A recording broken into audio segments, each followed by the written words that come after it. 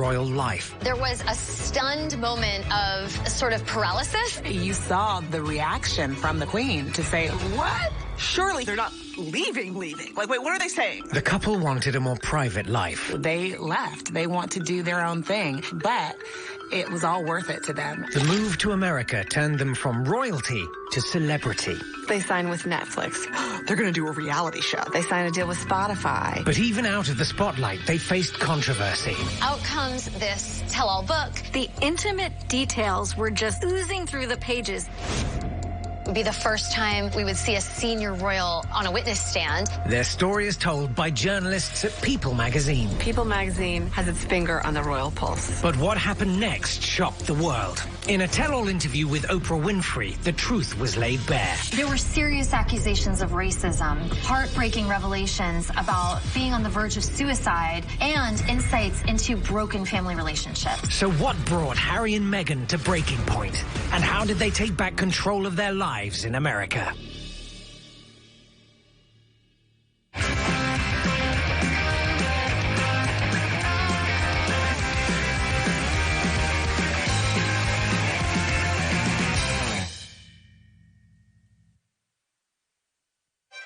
On May the 19th, 2018, Prince Harry and American actress Meghan Markle were married in St. George's Chapel.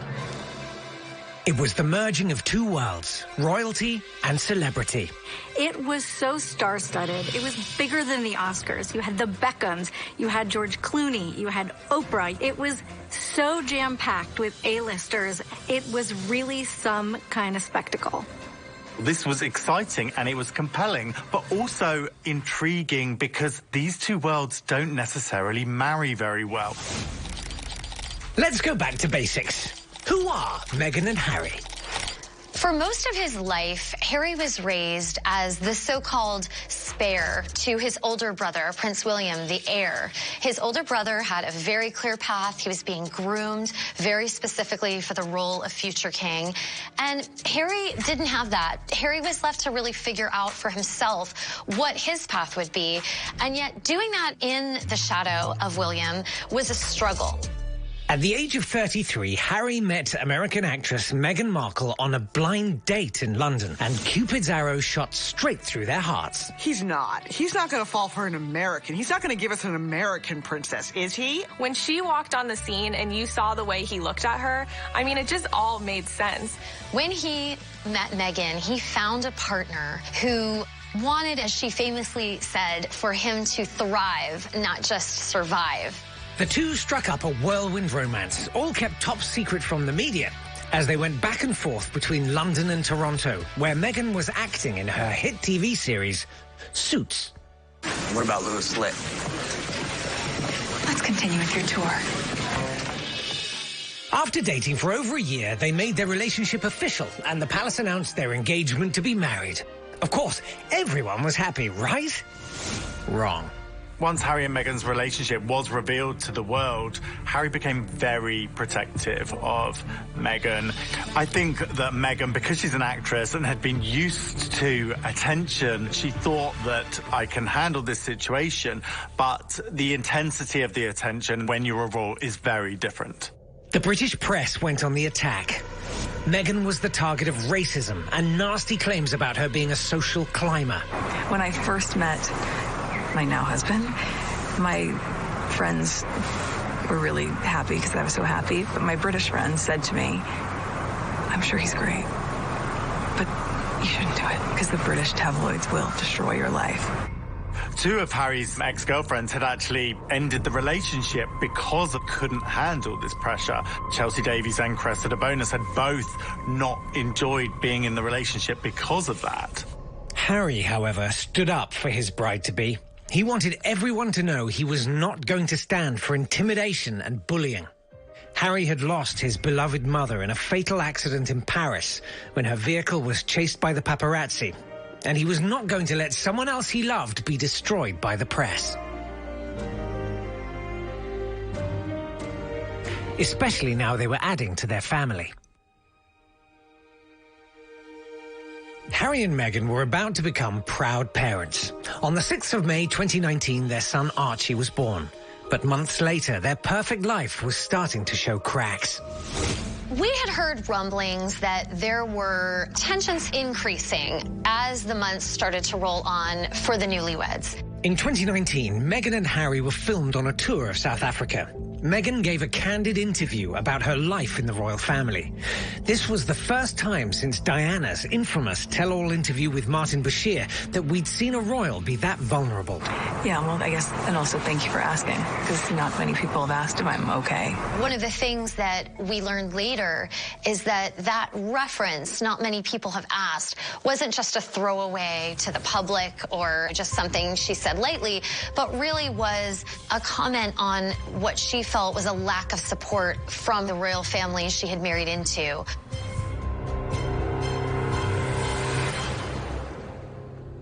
This really wasn't royal protocol. As a royal, you're supposed to not explain or complain, and you just have to take the stress and take the pressure. But Harry and Meghan are young new royals. They're millennials. They're going to explain their feelings. By the end of 2019, Meghan and Harry had decided that this was untenable. They couldn't go on like this anymore. I had a tip. Something big was going on, and the gist of the tip was, keep your eyes on Meghan and Harry. Breaking news in video published to his Sussex Royal Instagram page. Prince Harry has just publicly addressed the decision by him and his wife Meghan to leave their royal lives. They had issued this statement and they were stepping away. And I think at first there was almost disbelief that, like, wait, surely they're not leaving. Like, wait, what are they saying? So they're moving to Canada? There was a stunned moment of sort of paralysis. Like, what do we do now? Because none of us really were prepared to hear something that dramatic.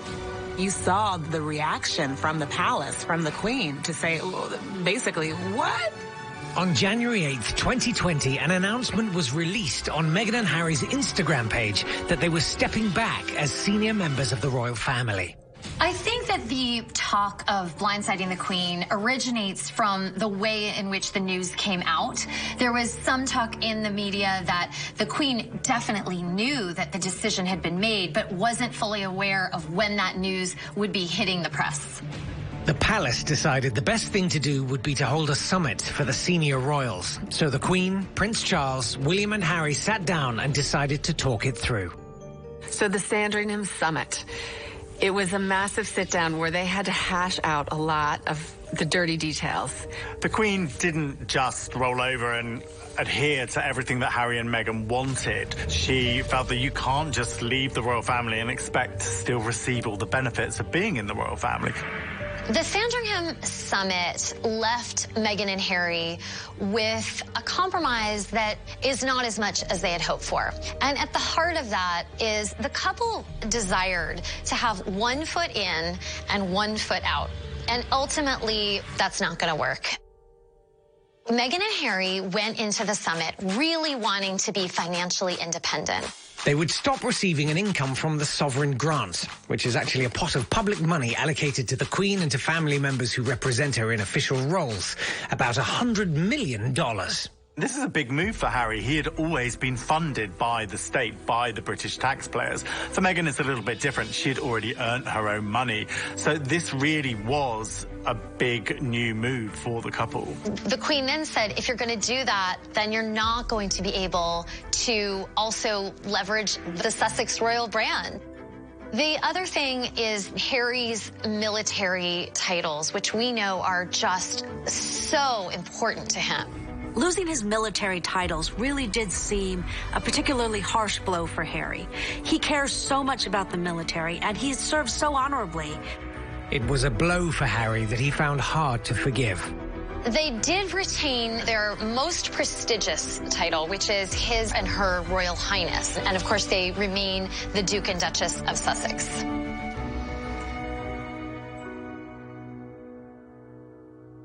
The official exit date was set for March 31st, 2020. No one could predict how this was going to turn out for Harry and Meghan. Coming up. There was an incident that took place with paparazzi. They sent up some drones to take some pictures outside of the home while Archie was playing outside. These pictures were just a huge issue for Meghan and Harry.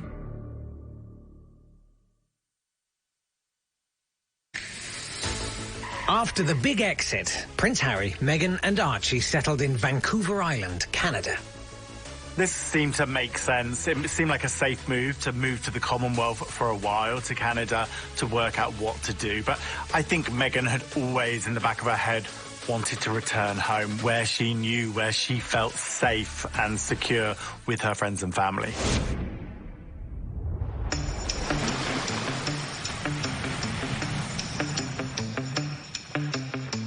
If you've never been to LA, it's really great, full of completely sane and chilled out people. Harry is the fish out of water, living in Los Angeles, surrounded by Hollywood, and it's got to be a little bit confusing, but he does have Meghan, who knows what she's doing, to guide him through. They do already have roots in California. Meghan grew up there. Her mom lives there, so it really made sense. Meghan was excited to show Harry and Archie her territory. Just as they were settling in, the world was thrown into turmoil. In March 2020, the COVID-19 pandemic hit the world. Everything was shut down. We were all navigating uncharted territory. Harry and Meghan's big American dream had to be put on hold. I think the longer it goes on for, the more it's going to be felt, obviously, especially from a mental health aspect. They were in lockdown, but it gave them time to think about their future. It was paramount for the couple that they were financially independent from the royal family, so they repaid the sovereign grant, $3 million, which they'd used for the refurbishment of their UK home, Frogmore Cottage. First things first, they had two major milestones they were about to celebrate, starting with Archie's first birthday. Doting mum Meghan posted a video for Save the Children, which raises funds for children impacted by the pandemic. The video showed a very relaxed Meghan reading a book, Duck Rabbit, to her son. Let's turn the page. Here, ducky, ducky.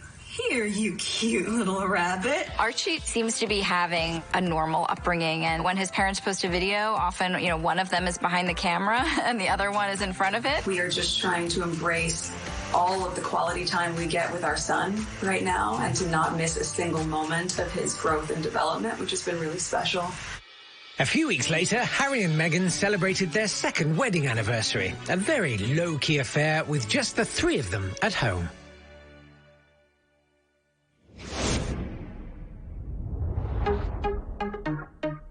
Soon after their anniversary, the Sussexes were on the move again, this time to an $18 million Beverly Hills mansion owned by entertainment tycoon Tyler Perry.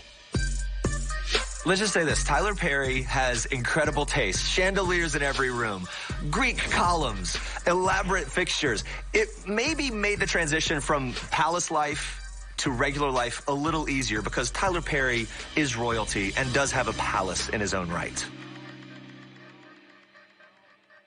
The one downside of staying in California at Tyler Perry's mansion was an incident that took place with paparazzi where they sent up some drones to take some pictures outside of the home while Archie was playing outside.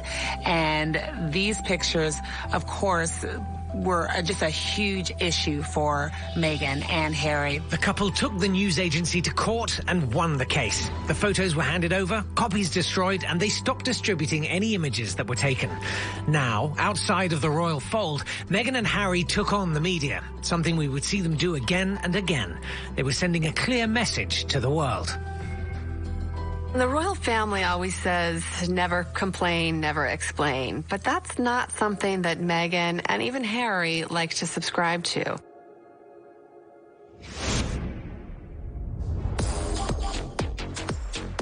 Ultimately, Harry and Meghan were looking for a forever home, and they looked around and planted their roots in Montecito. This is the place that the celebrity go to. Like, this is where the people with real money reside. And you have Oprah as your neighbor. I mean, Rob Lowe, just numerous other really upper crust celebrities. The royalty of Hollywood, you might say, reside in Montecito. This house is immaculate. It is not a house. It is a mansion. It has 9 bedrooms, 16 bathrooms, tennis courts, saunas, wet and dry, has a little baby cottage for Archie to play in, and also a 2-story guest house Grandma Doria can stay in when she's there. It has everything you could possibly want. Yeah, Ellen DeGeneres heads up the neighborhood watch, so needless to say, no one's going to be peeking in their windows trying to catch a glimpse.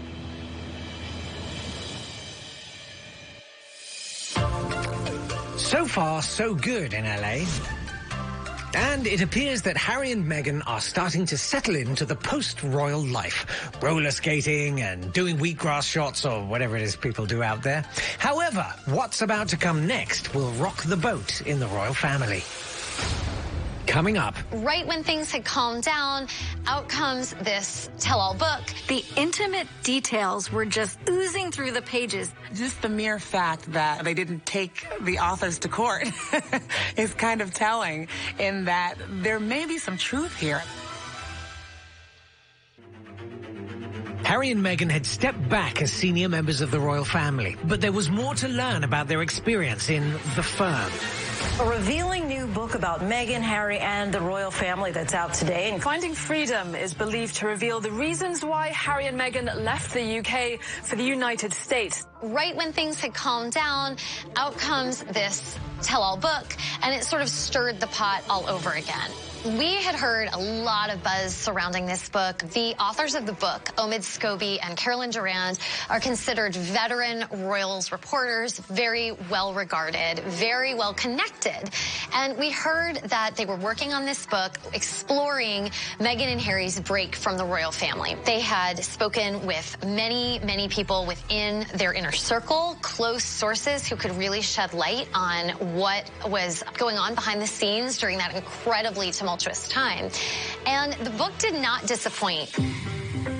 The book was so delicious because the intimate details were just oozing through the pages. I think one of the biggest things that I found out, which I did not realize before, was that the Duke and Duchess were actually engaged prior to their big Invictus debut. The book has been criticized for being a means to air their grievances against the palace and Harry's relatives. But this was just a taste of things to come. There was an aura around Finding Freedom that it was essentially Harry and Meghan's chance to set the record straight, and that isn't what that book is. And if anything, it's almost less about Harry and Meghan than it is about the collapse of Harry and William's relationship and the many factors that played a role in that. William was portrayed as someone who was really a snob who wouldn't accept Meghan, this American actress. Harry still held a grudge against his brother William for not really welcoming Meghan and making him feel like she was the right one when he came to him with his heart on his sleeve. He felt that the relationship might be a little rushed. He questioned his brother and asked him, like, are you sure this is what you want to be doing? Are you sure this is the girl?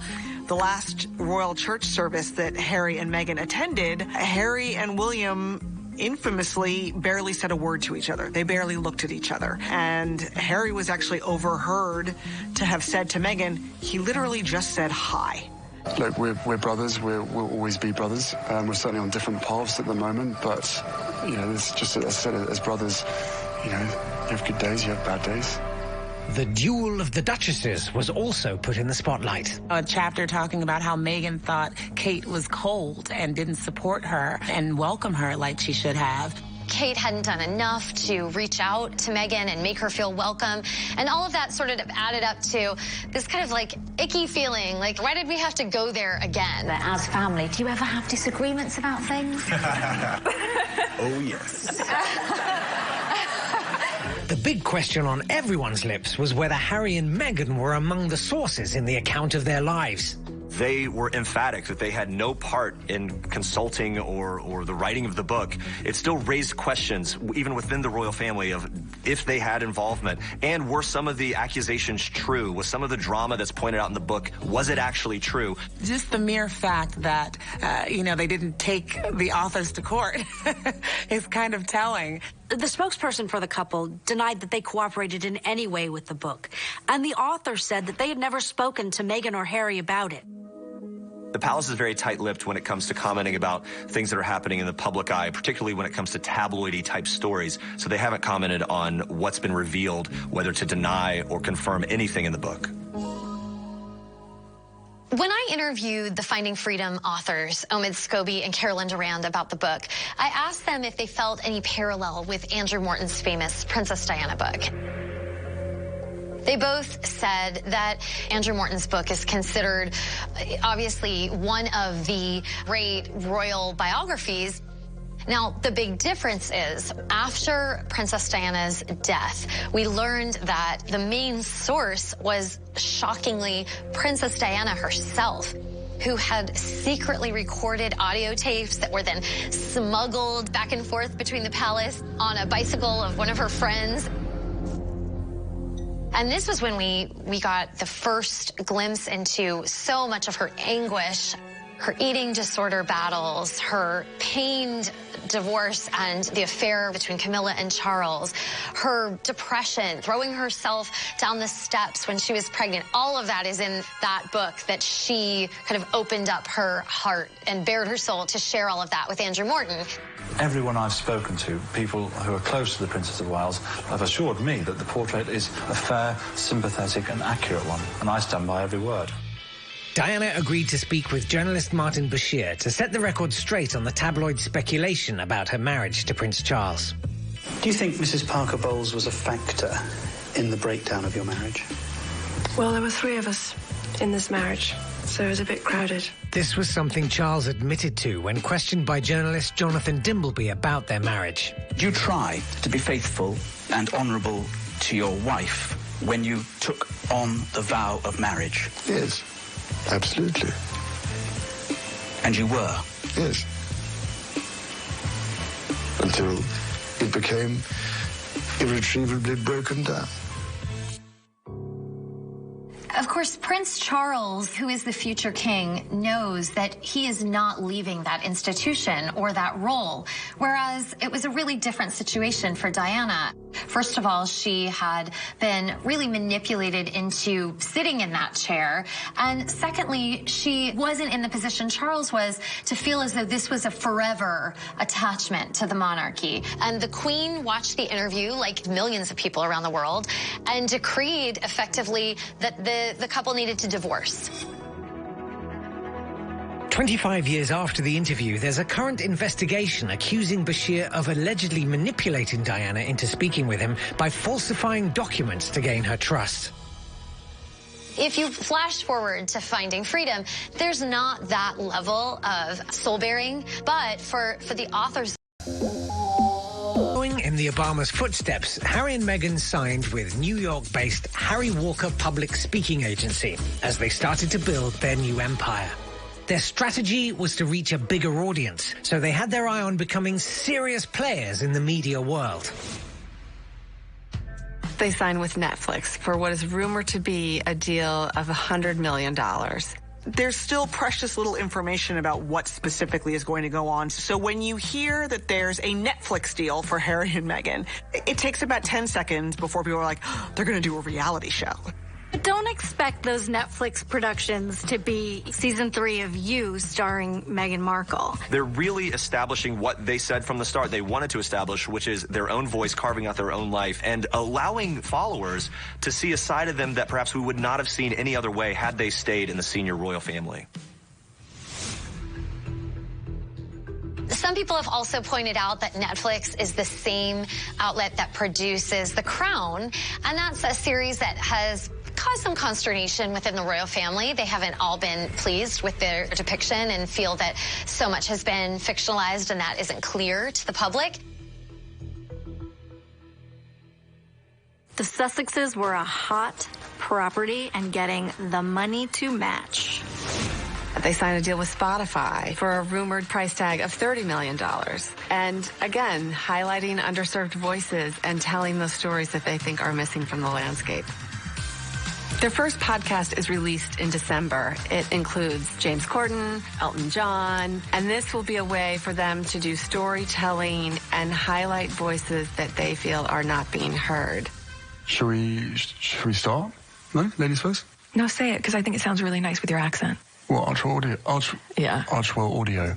It's a very short podcast. It's about 30 minutes, and it's generally well received. I think what people are dying for is more. This is still during a period when they sort of have to expect that these deals and decisions will be under scrutiny by the palace. Harry and Meghan really work together because they have the same passions. They're both very big on charity, on talking about causes that are important to them. That's really the backbone of their relationship and what bonded them. Even at the beginning of the pandemic, the couple really wanted to make sure that they are out there, they are doing good. And on Easter Sunday, they joined the Angel Food Project in LA, donned their masks, and were out there giving food to people who needed it.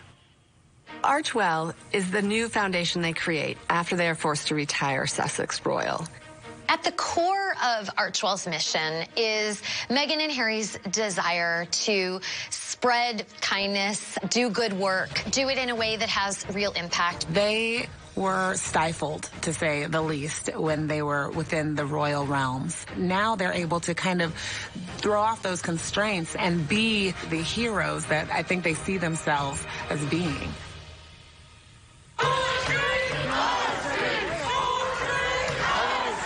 Of course, this summer saw the Black Lives Matter movement really come to the forefront in the United States. And that was something that Meghan and Harry were experiencing in Los Angeles. And after the death of George Floyd, Meghan gave an incredibly personal, heartfelt speech.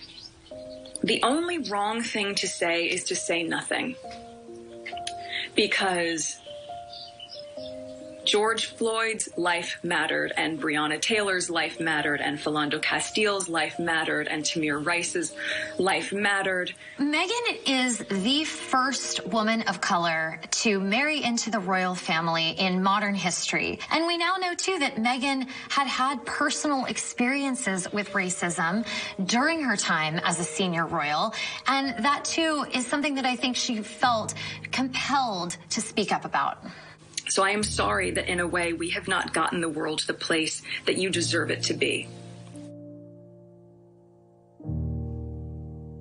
So Meghan and Harry have a hugely delicate situation before them now, because the next choices they make are critical. If the next causes they align themselves with, or the next projects they take on seem cheesy or silly or self-serving or basically distasteful in any way, they will be ripped apart for it.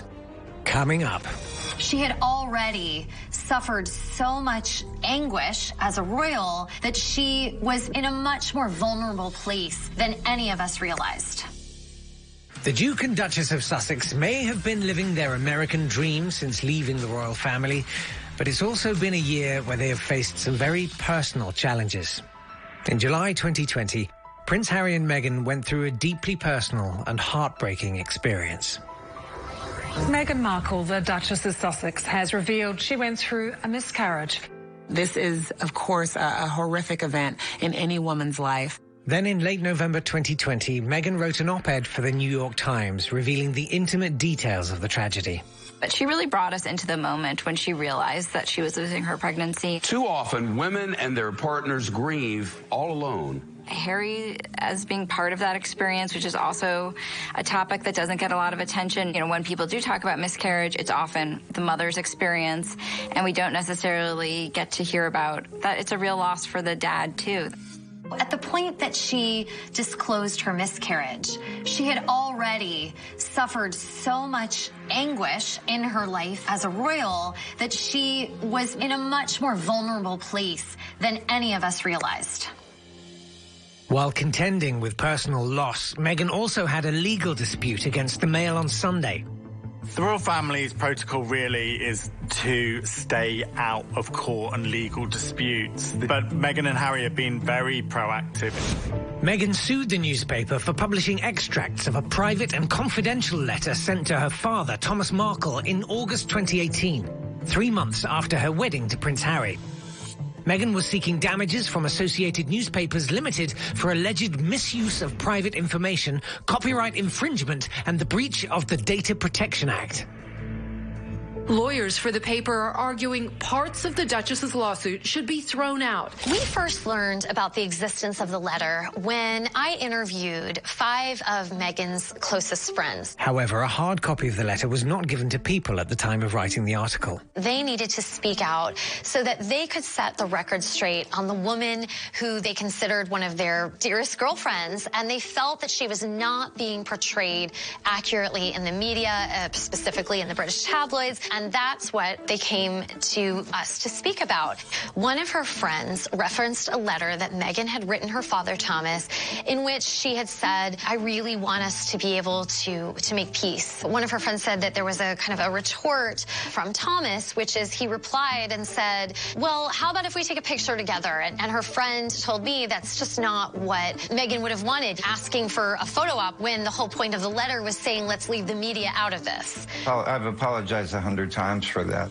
Well, after our People magazine story came out, Thomas Markle felt that he hadn't had a chance to make his side known, and he felt that the spirit of the letter had not been captured by her friends, sort of paraphrasing it.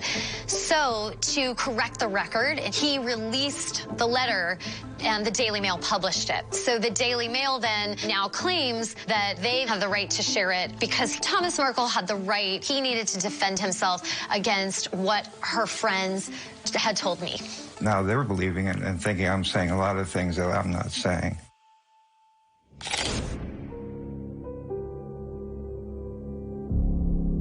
The legal arguments that are being put about are that Meghan obviously wrote this saying that this is her copyright that has been taken away from her, but the newspaper group are arguing that she got help from aides and whether the copyright isn't in fact owned by Meghan. Once you're involved in a lawsuit, you can potentially be called as a witness on the stand, and that is something that the royals have assiduously avoided through the years. Maybe she would be called to the stand. It'd be the first time in anyone's recent memory that we would see a senior royal on a witness stand. And on February 11th, 2021, Meghan won her privacy case. However, there are still open issues to be decided with regard to the copyright claim, and there will still be a hearing to decide whether they will have to go to trial. Harry and Meghan were approaching their one-year anniversary in America when things took a turn.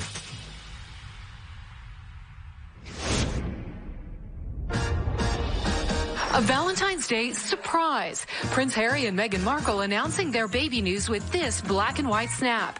This is just a huge moment for them in their union, and it kind of solidifies their love, their marriage, and their family. I think, one, she wanted to have her second child in California and kind of give her child that life. That's very different from the birth of Archie. Go Meghan and Harry. I am so rooting for them and their love. Like, go, goody go. Coming up. Meghan and Harry sat down with Oprah Winfrey for an explosive interview. This was the first time you'd really encountered this level of the royal family is imploding before our very eyes. Harry's first year in America had been a test for them in every way. They knew that they had to start a new life away from the royal family to find their truth and happiness. Both Harry and Meghan felt a bit stifled as part of the royal family. They couldn't say what they want. They couldn't do what they want. So in moving to America and starting their new life, they did take their voices back. The couple will now share their story publicly, giving Oprah Winfrey their first interview since they stepped away from royal roles in the UK and moved to California last year. She was one of the special guests at their wedding, and now Oprah has secured the interview that everybody wanted. Oprah Winfrey is a good friend of the couple, and this is a relationship that we know Harry and Meghan turn to often, and a friendship that they rely upon. Meghan decided to open up about stepping into life as a royal, her marriage, motherhood, and how she handled life under intense public pressure. This is all forbidden, but those limits don't exist for Harry and Meghan anymore. And they've become much clearer in what their personal values are, and that they're willing to, draw a line in the sand about and say, like, this is what we're going to fight for. This is what matters to us. According to reports, Buckingham Palace was caught off guard. They'd not been informed what was happening, which broke with royal protocol. The palace had really no control over what was going to take place between Meghan, Harry, and Oprah. On February 19th, 2021, the world stopped again for breaking news on Harry and Meghan. A month earlier than planned, it is official. The Queen confirms the two are no longer working members of the royal family. One of the real blows for Prince Harry in all of this will be losing his military responsibilities. The Queen ultimately decreed that the so-called 1 foot in, 1 foot out arrangement was not going to work. In her view, if you're going to make deals with Spotify or Netflix, that then means that you cannot also represent the crown in an official capacity.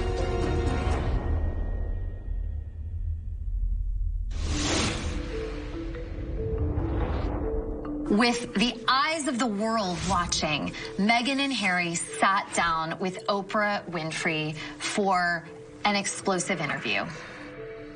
Watching two members of the royal family speak with the kind of raw candor and emotional vulnerability that we saw in this interview was really arresting.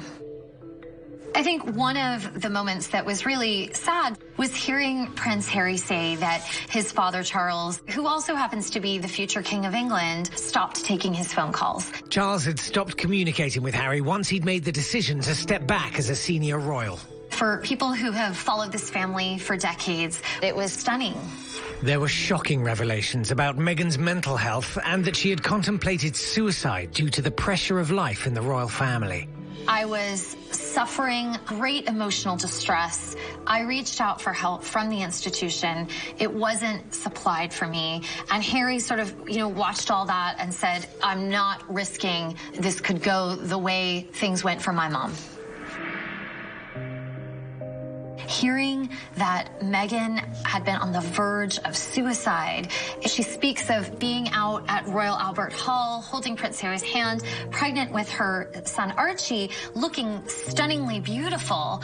But we now know that the story behind those photos is that Meghan was afraid to be home alone that night because she was afraid she might self-harm.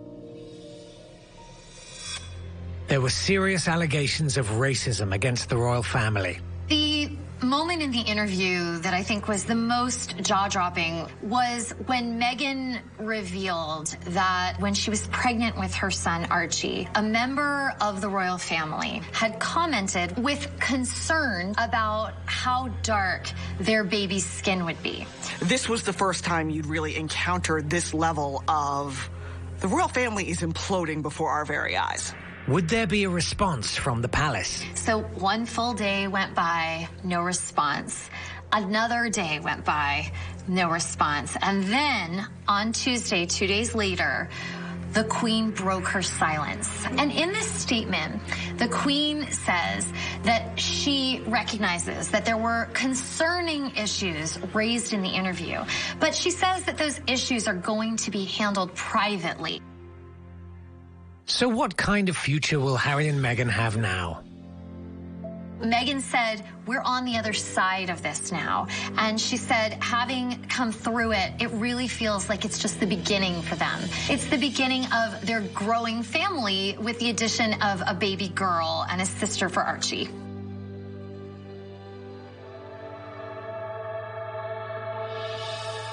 So did Harry and Meghan achieve their American dream? Despite the challenges of the past year, and there have been many, they have no regrets about their decision to leave. They have really flourished. It was all worth it to them, and it was worth it for their family, and it was worth it for their son Archie to be able to raise him and to know that he is protected and safe. They are living the lives that they always dreamed of. They're the happiest they've ever been. And I think that they're on cloud